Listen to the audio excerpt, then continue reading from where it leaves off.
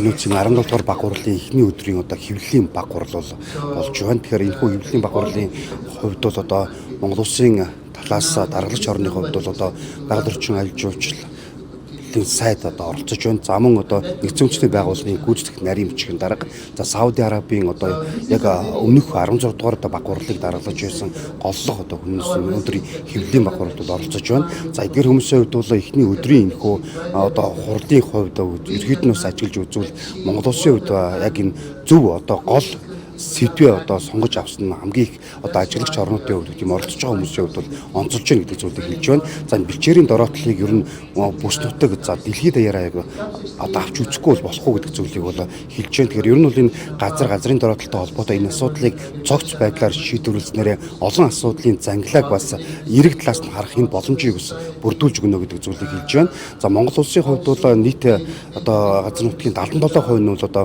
ямар нэгэн байдлаар бол одоо дороотолд өртсөн гэдэг ийм судалгаа байгаа. За мөн одоо энэ хэвлэлийн хурлаар бас онцлог хэлж байгаа бас нэгэн статистик тоо бол одоо хүнсний хүнс бүтээгдэхүүний 95% нь одоо газартаа бол шууд хамааралтай учраас энэ газрын дороотлыг одоо бууруулах, энийг илүү сайжруулах энэ чиглэл дээр бас дэлхийн хэмжээнд бүхэл улс орнууд маань бас хамтран нэгдэж энэ асуудлыг бас цогц байдлаар шийдэх учиртай юм а гэдэг зүйлийг бол хэлж байна. Тэгэхээр одоо ойрын өдрүүдэд үргэлжлэх энэхүү хурлуудаар салбар хуралдаануудаар бас энэ асуудлыг илүү тодорхой наривчилж авч үзэх энэ чиглэл дээр илүү бас оновчтой шийдлүүдийг бас гаргах нь одоо зөв юм а гэдэг зүйлийг энэхүү одоо даргалагч орны хувьд болон бусад орны одоо зарим төлөөллүүд одоо байр сууриа илэрхийлсэн гэдэг зүйлийг мөн хэлж байгаамаа.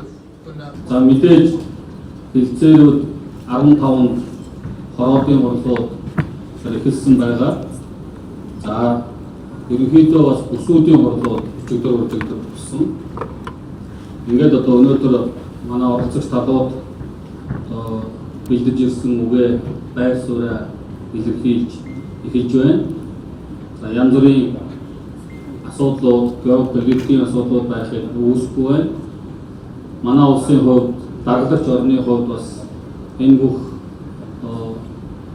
эсрэг байр суурьтай байгаа талуудын байр суурийг зөвшөлтсөг, ойлголцох энэ талаас асуудал хүндэтгэлтэй хандна гэдгийг хэлье.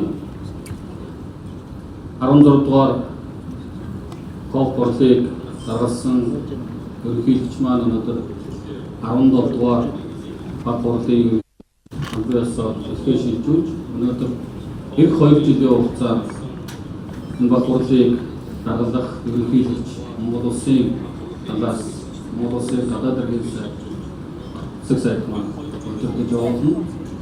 Тэгэхээр зөвхөн 12 өдрийн хурлаар асуудлыг асуухгүй цаашид урт хугацааны доктортой бодлого, доктортой хөгжил, доктортой санхүүжилтийн асуудлыг хүлээлт байна. Тийм учраас та бүхний хүлээлт өнөөдөр ямар үр дүн гарч ирэх гэдгийг одоо бас хэлдэг байна гэдэг бас таалан хэлье.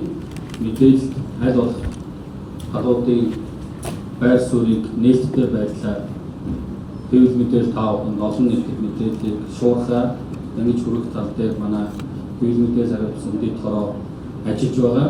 To the extent of the time available. In terms of the housekeeping announcements,